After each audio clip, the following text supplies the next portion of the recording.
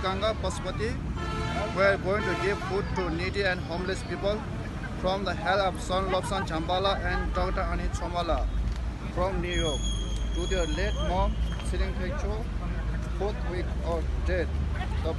And the person who helped was Ishitashi Dorje, director of Shide Kuntagling, and the total money that was given by the donor was 500.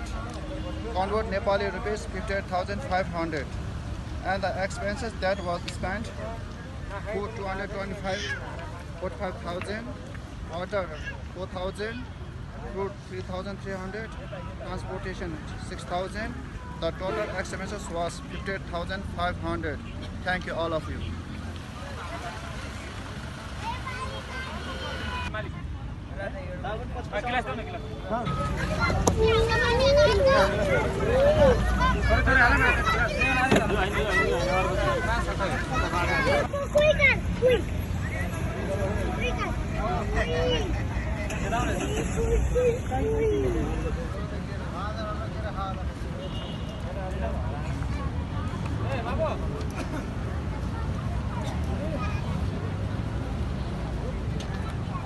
बहिनी यता आउनुहोस् यता